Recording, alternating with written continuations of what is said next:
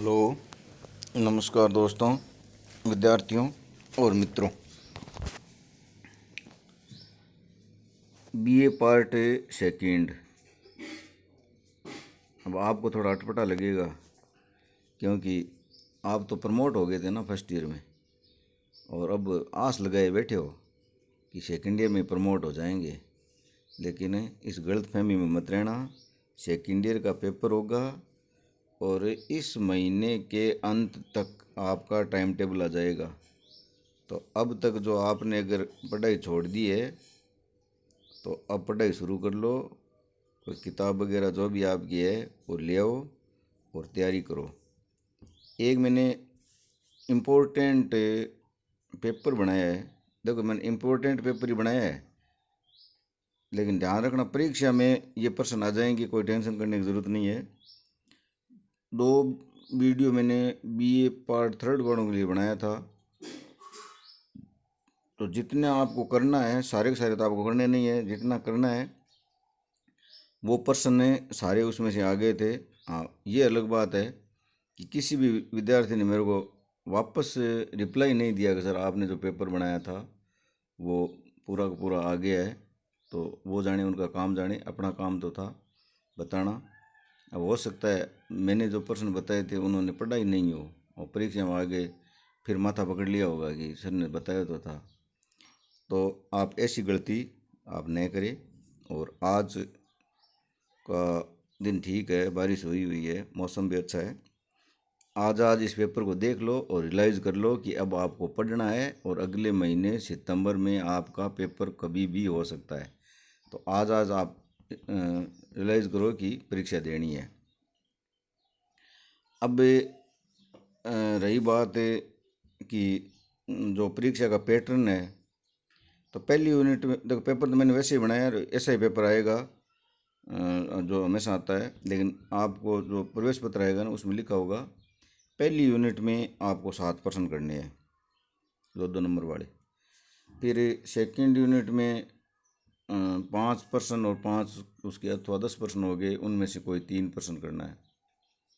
और तीसरी यूनिट में 5 प्रश्न बड़े जो अपने आते हैं, उनमें से कोई 1 प्रश्न करना है। तो अभी जो मैंने पेपर बनाया है ना, ये पेपर आप एक बार ठीक से तैयार कर लो। जितना आपको करना है उतना इसमें से आ जाएगा, दिक्कत नहीं है।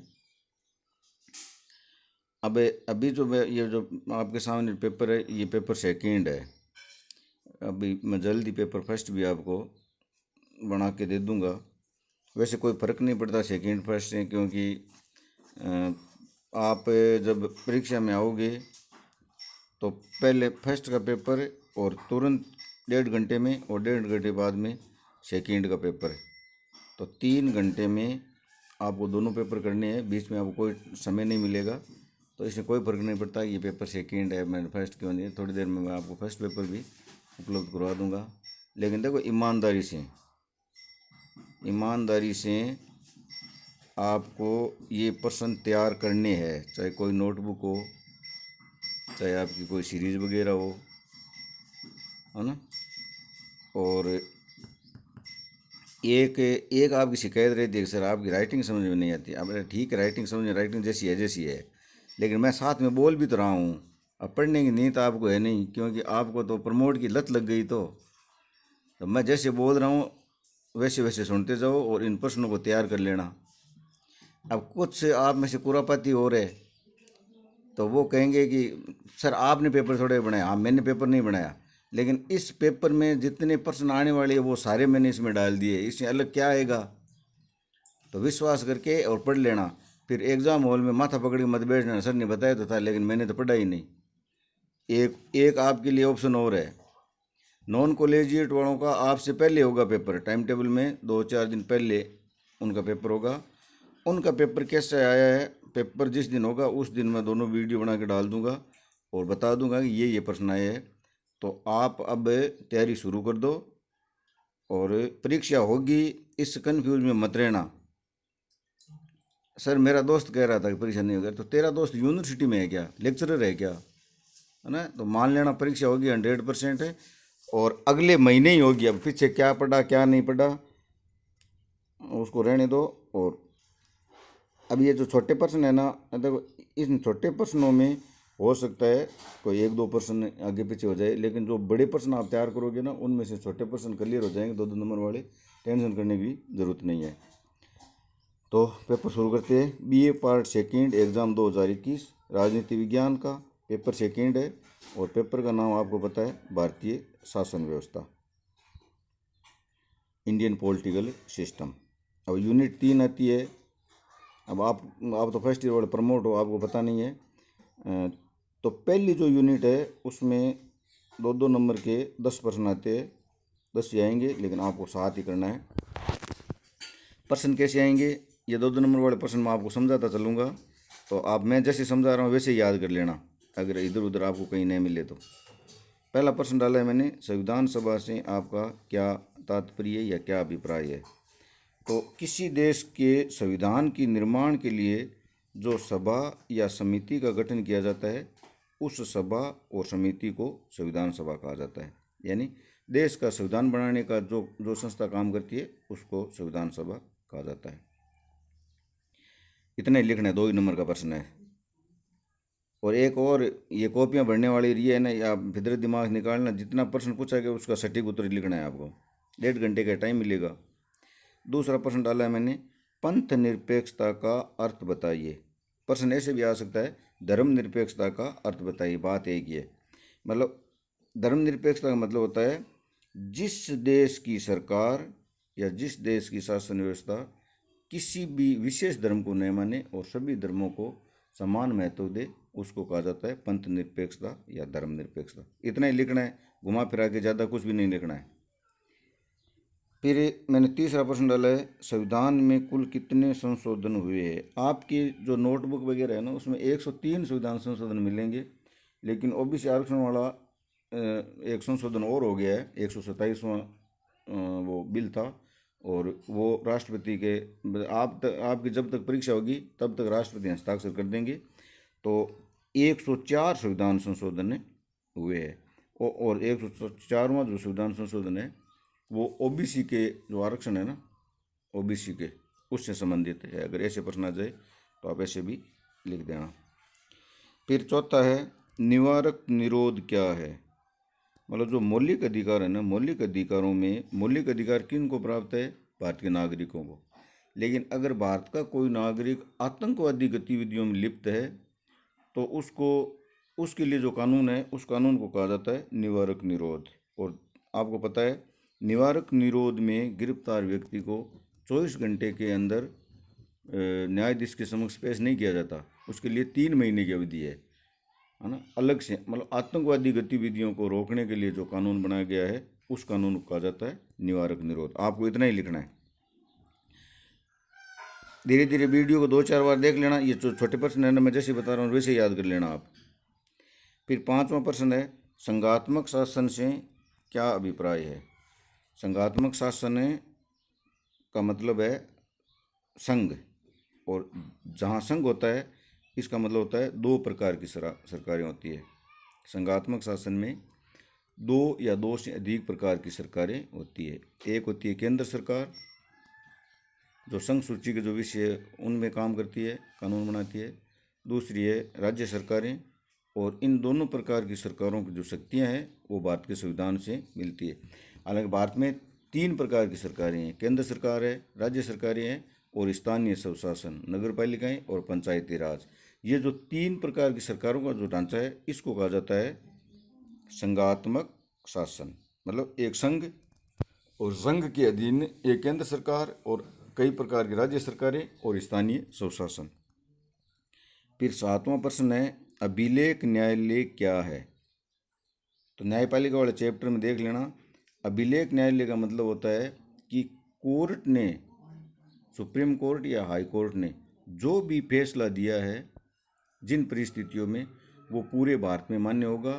मतलब एक परिस्थिति में जो निर्णय दिया, वो भारत के दूसरे न्यायालय भी उस निर्णय को मानने के लिए बाध्य है। इसको कहा जाता है अभिलेख न्यायालय।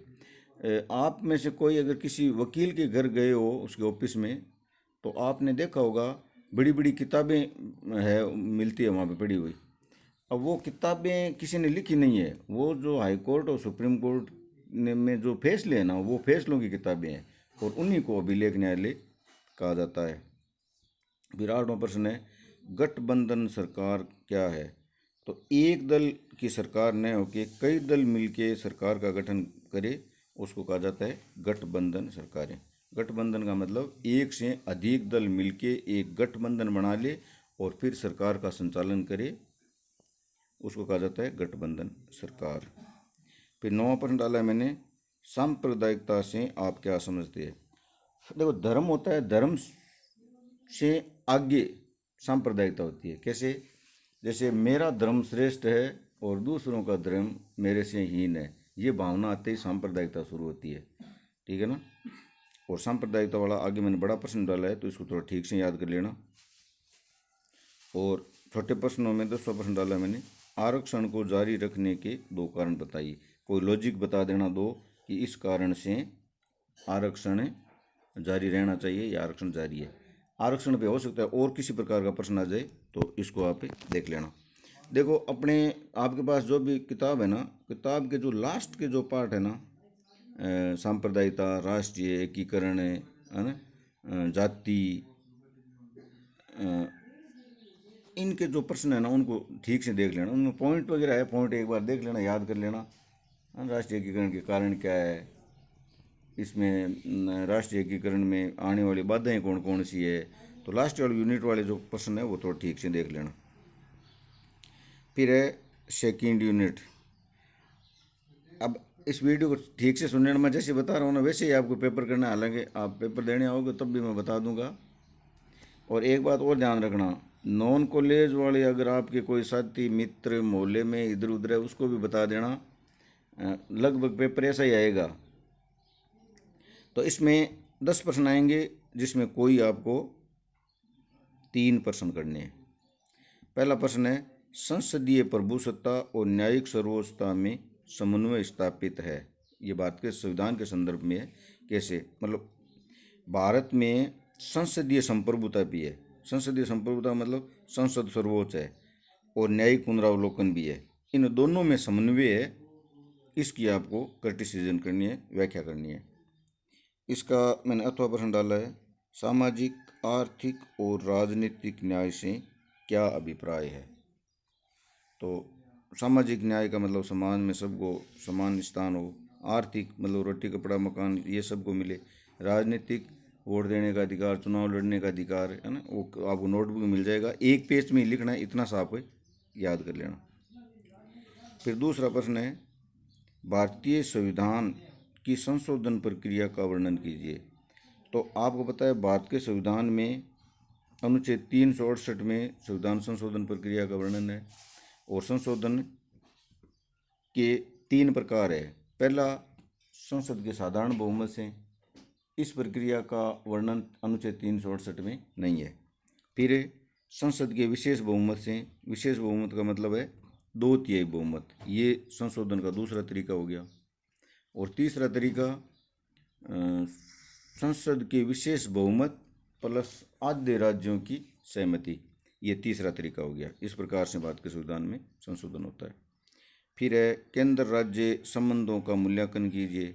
केंद्र राज्य के वित्तीय संबंध है, प्रशासनिक संबंध है ना, 2-3 प्रकार के संबंध है। इनको एक पेज का आप ठीक से प्रश्न तैयार कर लेना।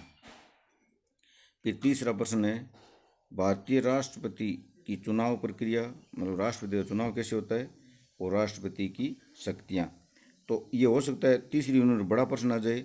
तो शक्तियों के जो पॉइंट है ना उन पॉइंटों को आप ठीक से याद कर लेना। और राष्ट्रपति की जो चुनाव प्रक्रिया है अभी आप देख लेना, वरना मैं राष्ट्रपति की चुनाव प्रक्रिया पे एक वीडियो डाल दूंगा, आप उसको ठीक से देख लेना। फिर इसका थोड़ा डाला मैंने न्यायिक पुनरावलोकन का अर्थ व प्रकृति का मूल्यांकन कीजिए। मतलब संसद जो कानून बनाती है उसकी न्यायपालिका न्यायिक समीक्षा करती है कि वो भारत के संविधान के अनुकूल है या नहीं है। इसी को कहा जाता है न्यायिक पुनरावलोकन। अगर वो भारत के संविधान के अनुकूल है तो वो कानून लागू हो जाएगा, अनुकूल नहीं है तो न्यायपालिका उस कानून को रद्द कर देगी। इसी शक्ति को कहा जाता है न्यायिक पुनरावलोकन। फिर चौथा प्रश्न है राज्यपाल की भूमिका व शक्तियों का परीक्षण कीजिए। देखो राज्यपाल को 2 काम करना होता है, एक केंद्र सरकार का एजेंट तो केंद्र सरकार के एजेंट के रूप में वो क्या काम करता है, और राज्य का प्रमुख होता है, हेड होता है, उस रूप में वो क्या काम करता है। तो राज्यपाल की जो भूमिका है उसका परीक्षण है, और उसकी शक्तियाँ क्या क्या है वो ये प्रश्न आपको देख लेना। हो सकता है ये तीसरी यूनिट में भी आ जाए।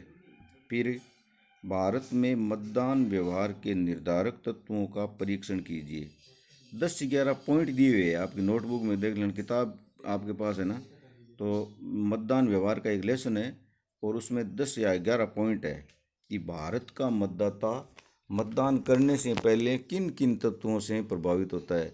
जाति से प्रभावित हो जाता है, धर्म से प्रभावित हो जाता है, पैसों से प्रभावित हो जाता है ना। तो 10-11 पॉइंट है, वो देख लेना, एक पेज का ही लिखना है। फिर 5वां प्रश्न है, राष्ट्रीय एकीकरण क्या है और एकीकरण की बाधाओं को कैसे दूर करें। राष्ट्रीय एकीकरण वाला पार्ट है, वो देख लेना। और इसका तो है, भारत में सांप्रदायिकता की समस्या को कैसे दूर किया जा सकता है। सांप्रदायिकता वाला लेसन है, वो ठीक से तैयार कर लेना। अब है यूनिट 3, इसमें 5 प्रश्न आएंगे, आपको कोई एक प्रश्न करना है। तो यहाँ मैंने पहला प्रश्न डाला है, भारतीय संविधान की विशेषताओं का वर्णन कीजिए। अब देखो ध्यान रखना, अभी तो भारत का संविधान चल रहा है, अपना जो पहला पेपर है उसमें 5 देशों का संविधान है। 2 हमेशा ऐसे प्रश्न आते हैं जो संविधान की विशेषताओं से संबंधित होता है। तो भारत के संविधान की जो विशेषताएं हैं उनके जो पॉइंट है वो ठीक से तैयार कर लेना। फिर 2 नंबर प्रश्न है, मौलिक अधिकार और नीति निर्देश तत्वों को संक्षेप में समझाइए।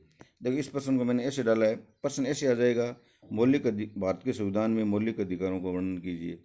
तो अनुच्छेद 12 से 35 तक जो मौलिक अधिकार है वो आपको लिखना है। प्रश्न ऐसे भी आ सकता है कि नीति निर्देश तत्वों का वर्णन कीजिए, तो 36 से 51 तक जो नीति निर्देश तत्व हैं उनको याद कर लेना। प्रश्न ऐसे भी आ सकता है, मौलिक अधिकार और नीति निर्देश तत्वों में अंतर बताइए, तो इन दोनों में अंतर कर लेना। अंतर बता के नीति निर्देश तत्वों को सर्वोच्च प्राथमिकता क्यों दी जाती है, इसका भी कारण आपको लिखना है। फिर तीसरा प्रश्न, भारत के प्रधानमंत्री की शक्तियाँ, कार्य एवं स्थिति का वर्णन कीजिए। तो भारत के प्रधानमंत्री की मतलब पूरा लिखना है, नियुक्ति कैसे होती है, किस अनुच्छेद के तहत होती है, वो क्या क्या कार्य करता है, और भारत की राजनीतिक स्टेटस क्या है, स्थिति क्या है उसकी, है ना। इस प्रकार से ये प्रश्न आपको करना है। फिर है चौथा, भारत में राजनीतिक दलों की भूमिका का परीक्षण कीजिए। तो भारत में जो राजनीतिक दल है वो क्या काम करते हैं, उनकी क्या भूमिका है, ये प्रश्न है। और अंत में मैंने प्रश्न डाला है, भारत में क्षेत्रवाद के कारणों एवं दुष्परिणामों का विवेचन कीजिए। क्षेत्रवाद का मतलब है भूमिपुत्र की, इसमें एक छोटा प्रश्न यहाँ से एक और आ सकता है, भूमिपुत्र। भूमिपुत्र का मतलब होता है अपने क्षेत्र के लोगों को विशेष महत्व देना। जैसे महाराष्ट्र में शिवसेना वाले कहते हैं कि महाराष्ट्र में जो मराठा है ना, उनके जो हित है वो सबसे ऊपर है, और बाकी जो बम्बई में बस रहे वो यहाँ से चले जाए। इस प्रकार की भूमिपुत्र की एक धारणा है, वो जो आप लेसन देख पढ़ोगे क्षेत्रवाद वाला तो तब आ जाएगा। अब देखो 2-3 बातें और सुन लो, पेपर मैंने इम्पोर्टेंट बनाया है, इम्पोर्टेंट नहीं, उस किताब में से लगभग मैंने सारे प्रश्न इसमें डाल दिए। मतलब हो सकता है सेकंड यूनिट वाला थर्ड में आ जाए, कोई थर्ड यूनिट वाला सेकंड में आ जाए, ऐसे हो सकता है, लेकिन जितना आपको करना है वो मैंने सब कुछ इसमें बता दिया है। अब जो पहला पेपर है फर्स्ट 5 देशों वाला संविधान वाला, तो वो भी मैं अभी डाल दूंगा, एक बात। दूसरी बात है, किसी के बहकावे मत आना, परीक्षा होगी आज से आप तैयारी शुरू कर दो, 2 बात। तीसरी बात है, अगर मैंने जो लिखा है आपके राइटिंग अगर समझ में नहीं आ रही है तो मैं जैसे बोल रहा हूँ है ना, वो सुन के और आप तैयारी करो। और कोई दिक्कत हो तो कमेंट बॉक्स में लिख देना। और राष्ट्रपति का जो चुनाव है, चुनाव वाला मैं एक वीडियो आपको डाल दूंगा, किस प्रकार से चुनाव होता है। आपको तो एक पेज में ही लिखना है, ज़्यादा कुछ लिखना ही नहीं है। 2-2 नंबर वाले तो पर्टिकुलर वो भाई उसका पर्टिकुलर उत्तर देना है। सेकंड यूनिट के 3 प्रश्न एक एक पेज में कर देना। तीसरा जो समय बचे उसमें आपको बड़ा प्रश्न है वो लिख देना। दूसरी बात है वो जो एनसी वाला पेपर होगा ना, नॉन कॉलेजिएट वाला, तो वो जब पेपर आएगा जिस दिन होगा उस दिन मैं आपको डाल दूंगा कि ये इस प्रकार से प्रश्न आए है, और आपका 2-3 दिन अलग मतलब बाद में होगा। चलो अभी मैं फर्स्ट वाला और डाल रहा हूँ।